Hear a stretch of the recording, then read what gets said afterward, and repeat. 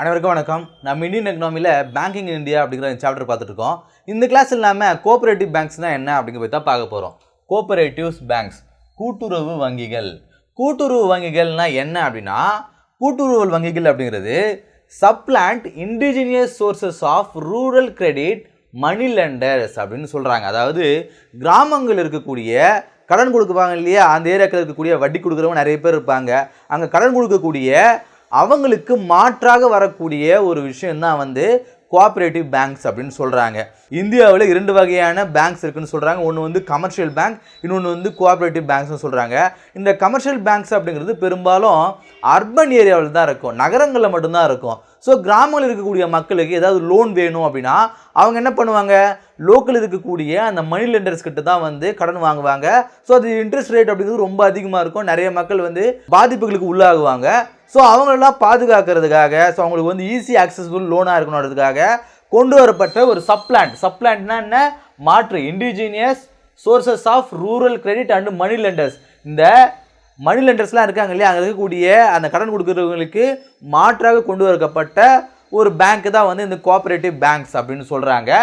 பாருங்கள், agriculture and allied activities, rural paste industries, இது யாருக்கெல்லாம் லோன்ஸ் கொடுக்கும், விவசாயத்துக்கு கடன் கொடுக்கும், விவசாயம் சார்ந்த சில தொழில்களுக்கு கடன் கொடுக்கும். அலைடு ஆக்டிவிட்டீஸ்லாம் இது லோன் கொடுக்குமா. அதன் பிறகு ரூரல் பேஸ்டு இண்டஸ்ட்ரீஸ், கிராமம் சார்ந்த தொழிற்சாலைகளுக்கு, தொழில் நிறுவனங்களுக்கு இது லோன் கொடுக்கும் அப்படின்னு சொல்கிறாங்க.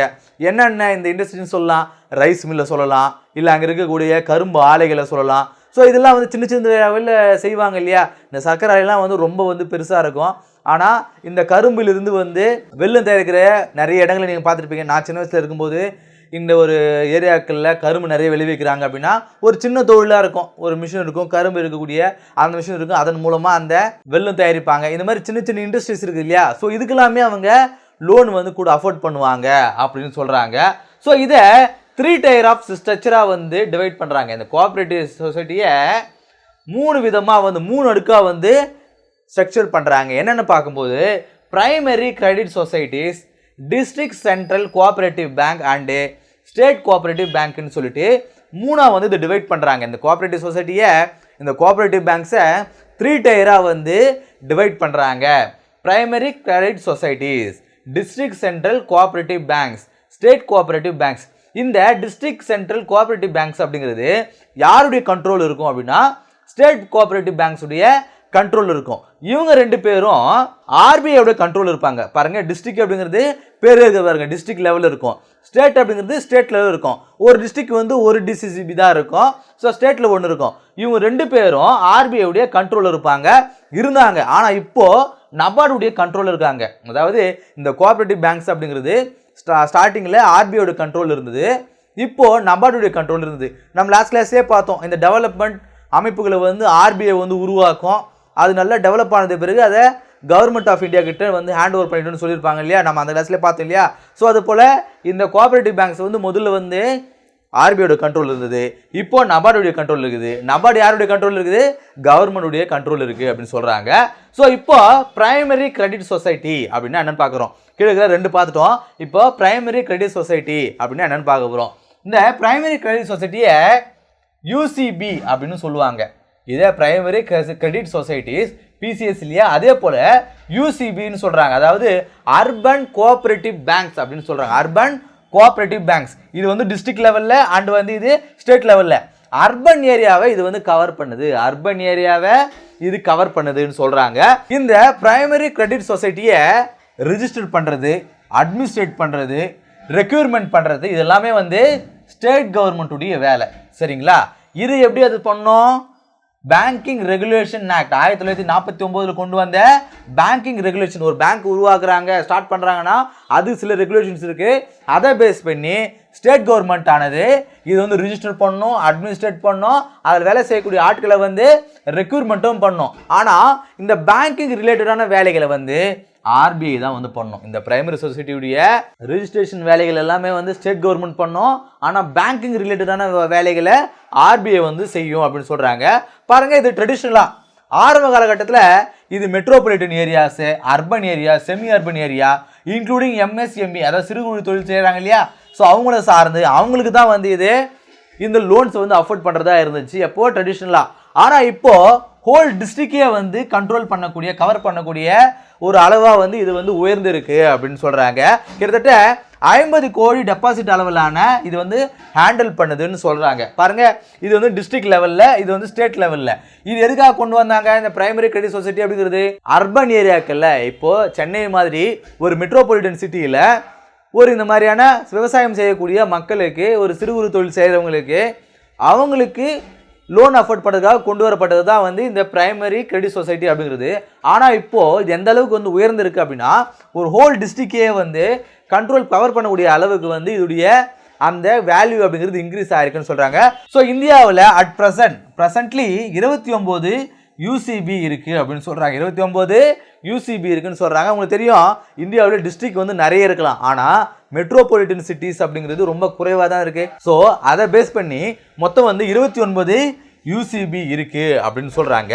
சரி, இந்த கோஆபரேட்டிவ் பேங்க்ஸில் என்னென்ன ப்ராப்ளம்ஸ் இருக்குது அப்படின்னு பார்க்கும்போது, பிரச்சனைகள் என்னென்ன அப்படின்னு பார்க்கும்போது, மக்களுக்கு, விவசாயிகளுக்கு, கிராமத்தில் இருக்கக்கூடிய ரூரல் பீப்புள்ஸுக்கு வந்து அவங்களுடைய பொருளாதாரத்தை டெவலப் பண்ணுறதுக்காக கொண்டு வரப்பட்டது தான் வந்து இந்த கோஆபரேட்டிவ் பேங்க்ஸ். சரிங்களா? அங்கே இருக்கக்கூடிய மணி லெண்டர்ஸ் கிட்ட அதிகப்படியான இன்ட்ரெஸ்ட் ரேட்டில் கொடுத்து கஷ்டப்படுறதை காட்டிலும் அவங்களுக்கு வந்து ஒரு ஈஸி வந்து ஆக்சஸபிள் லோனாக இருக்கணுன்றதுக்காக கொண்டு வரப்பட்டது தான் வந்து இந்த கோஆபரேட்டிவ் பேங்க்ஸ். சரி, இதில் என்னென்ன பிரச்சனைகள் இருக்குது அப்படின்னு பார்க்கும்பொழுது, அண்டர் டியூவல் ரெகுலேட்டரி பாடிஸ் என்னென்ன? இந்த யூசிபி இருக்கு இல்லையா, இந்த யூசிபி அப்படிங்கிறது நம்மளுடைய பார்த்த மாதிரி இதை ரிஜிஸ்டர் கோஆபரேட்டிவ் சொசைட்டிஸ், அதாவது ஸ்டேட் கவர்மெண்ட் ஆனது கண்ட்ரோல் பண்ணுது. இது ரிஜிஸ்டர் பண்ணக்கூடிய வேலையை, அட்மினிஸ்ட்ரேட் பண்ணக்கூடிய வேலையை வந்து ஸ்டேட் கவர்மெண்ட் பண்ணுது. அதே சமயம் இதை ஆர்பிஐ வந்து ரெகுலேட் பண்ணுது. ஸோ 2 விதமாக வந்து இதை ரெகுலேட் பண்ணுறாங்களா? இந்த ஒரே அமைப்பை 2 பேர் வந்து கண்ட்ரோல் எடுக்கிறாங்க. அடுத்ததான் டிசிசிபி அண்டு எஸ்சிபி, இந்த 2 இருக்குது இல்லையா, இது 2த்தையும் யார் கண்ட்ரோல் பண்ணுறாங்க? நபார்டு கண்ட்ரோல் பண்ணுது.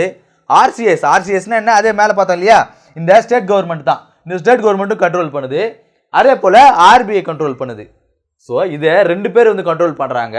இவங்க 2 பேரையும் 3 பேர் வந்து கண்ட்ரோல் பண்ணுறாங்க. இப்படி ஒரு அமைப்பை இத்தனை கண்ட்ரோல் இருக்கும்போது அந்த அமைப்பு வந்து ஒழுங்காக செயல்படுமா? செயல்படாது. பாருங்க, lead to poor supervision, lacking in skill and எக்ஸ்பர்டீஸ்ன்னு சொல்கிறாங்க. அதை மேற்பார்வையிடக்கூடிய அந்த ஸ்கில் வந்து ரொம்ப குறைவாக இருக்குது. அதே போல் அங்கே இருக்கக்கூடிய அந்த அந்த அமைப்பை வந்து வழிநடத்துறதுக்கு திறமை வாய்ந்த ஆட்கள் வந்து இல்லாமல் போகிறாங்க. பாருங்க, ரெக்யூர்மெண்ட்ஸ் ஆர் பொலிட்டிசைஸ்ன்னு சொல்கிறாங்க. அதாவது அரசியல் நிமித்தமாக அங்கே இருக்கக்கூடிய வேலை செய்யக்கூடிய ஆட்கள் வந்து நியமிக்கப்படுறாங்க அப்படின்னு சொல்ல. ஒரு கோஆபரேட்டிவ் சொசைட்டியில் கவர்மெண்ட்டால் ஒரு தகுதி வாய்ந்த ஒரு ஆளை வந்து நியமிக்கிறதுக்கு பதிலாக அரசியல் சார்ந்த அந்த நியமனம் இருக்கும்பொழுது ஒரு ஸ்கில்ஃபுல்லான ஆள் வந்து அங்கே இருப்பாரா? அவர் அந்த அமைப்பு வந்து ஒரு சக்ஸஸ்ஃபுல்லான ஒரு டெவலப்மெண்ட்டான ஒரு அமைப்பை ஒரு உயரத்தை நோக்கி அது கொண்டு போவாரா? கொண்டு போக மாட்டார் இல்லையா? ஸோ அதான் ஒன்று சொல்கிறாங்க. கவர்மெண்ட் ஆஃப் இந்தியா GOI என்ன பண்ணுறாங்க அப்படின்னா 2017-2018 இந்த கோஆபரேட்டிவ் பேங்க்ஸை கோர் பேங்கிங் ஸ்ட்ரக்சருக்குள்ளே கொண்டு வராங்க. கோர் பேங்கிங் ஸ்ட்ரக்சர்னா என்ன? அதாவது சர்வீசஸ் அக்ராஸ் ஆல் பிரான்ச்சஸ். இப்போது ஒரு பிரான்ச்சில், ஒரு கோஆபரேட்டிவ் பேங்க்கில் போய் நாம் ஒரு விஷயம் வந்து மேற்கொள்கிறோம் அப்படின்னா அது சம்மந்தமாக நம்மளுக்கு எந்த ஒரு ப்ராப்ளமாக இருந்தாலும் நாம் அங்கே தான் போய் நீங்கள் ரெக்டிஃபை பண்ணிக்கணும், வேறு எந்த பிரான்ச்சிலும் போகக்கூடாது அப்படின்னு சொல்லுவாங்க இல்லையா? ஸோ அது மாதிரிலாம் இல்லாமல் இந்த கஸ்டமர்ஸை making customers of bank rather than branches, ஒரு கஸ்டமரை ஒரு பிரான்ச்சோட கஸ்டமர்ஸாக இல்லாமல் இந்த பேங்க்குடைய கஸ்டமர்ஸாக நாம் சேஞ்ச் பண்ணுவோம். இப்போ நம்ம பேங்க்குக்கு போகிறோம்னு வச்சுங்களேன், ஸோ ஸ்டேட் பேங்க் இருக்குன்னு வச்சுங்களேன், ஸ்டேட் பேங்க் இருக்கக்கூடிய தமிழ்நாட்டில் இருக்கக்கூடிய எந்த பிரான்ச்சாக இருந்தாலும் நாம் அங்கே போயிட்டு அங்கே டெபாசிட் பண்ண முடியும், வித்ட்ரா பண்ண முடியும். இந்த ஃபெசிலிட்டிஸ் இருக்குது இல்லையா, இதே மாதிரியான ஒரு ஃபெசிலிட்டிஸை கோஆபரேட்டிவ் பேங்க்ஸில் நம்ம கொண்டு வருவோம். அப்படி கொண்டு வரும்பொழுது இது வந்து சிறப்பாக செயல்படும் இல்லையா? ஸோ இந்த கோர் பேங்கிங் ஸ்ட்ரக்சர் எப்போ கொண்டு வந்தாங்க? 2018 வந்து கொண்டு வந்தாங்க அப்படின்னு சொல்கிறாங்க. ஸோ இது இல்லாமல் 2020-2021 சில ரெகுலேட்டரி சேஞ்சஸையும் வந்து கொண்டு வந்திருந்தாங்க இந்த கோஆபரேட்டிவ் பேங்க்ஸை இன்னுமே வந்து ஃபர்தராக வந்து டெவலப் பண்ணுறதுக்காக. அது என்ன அப்படிங்கிறத நம்ம அடுத்தடுத்த கிளாஸில் வந்து பார்ப்போம். ஸோ இந்த கிளாஸில் கோஆபரேட்டிவ் பேங்க்ஸ்னா என்ன அப்படின்னு பார்த்தோம், அதுடைய 3-tier சிஸ்டம்னா என்னென்னு பார்த்தோம், அதில் இருக்கக்கூடிய ப்ராப்ளம்ஸ் என்ன அப்படிங்கிறத பார்த்தோம், எப்படி அங்கே இருக்கக்கூடிய அந்த மெம்பர்ஸ் வந்து எப்படி பொலிட்டிசைஸ் பண்ணப்படுறாங்க, அரசியல்வாதிகளால் எப்படி அங்கே நியமிக்கப்படுறாங்க, அதன் மூலமாக இந்த டியூல் ரெகுலேட்டரி பாடிஸ் மூலமாக எப்படி வந்து சிறப்பாக செயல்படாமல் போகுது அப்படிங்கிறதையும் இந்த கிளாஸில் நம்ம பார்த்தோம். அடுத்த கிளாஸில் சந்திப்போம். நன்றி.